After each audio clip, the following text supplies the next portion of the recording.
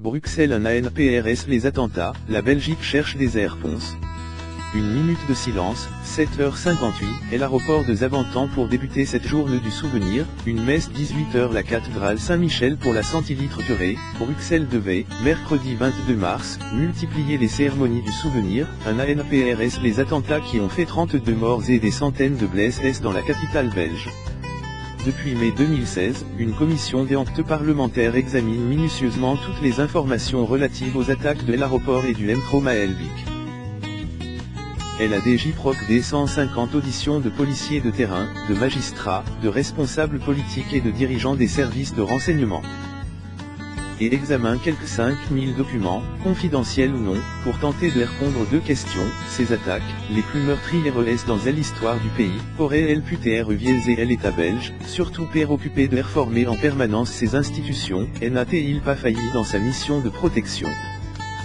Le ministre de l'Intérieur et de la Sécurité, Jean Jambon, avant ses airponts DS samedi 18 mars, sans attendre les prochaines conclusions des parlementaires.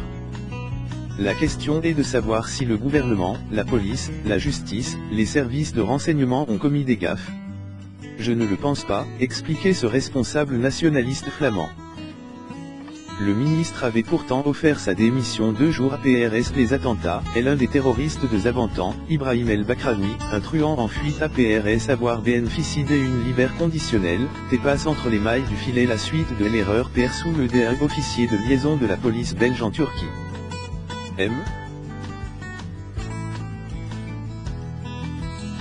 Jambon avait clairement mis en cause ce policier. Une addition de points de vue.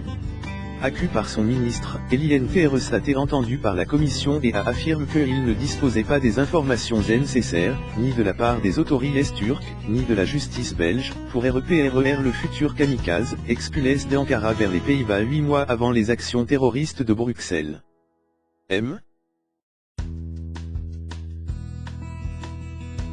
Jambon, dont la démission avait été refusée par le Premier ministre, maintient toutefois son point de vue, laissant augurer du résultat possible des travaux en cours. Une addition de points de vue, impossible trancher et n'entraînant ni sanctions, ni vraies réformes.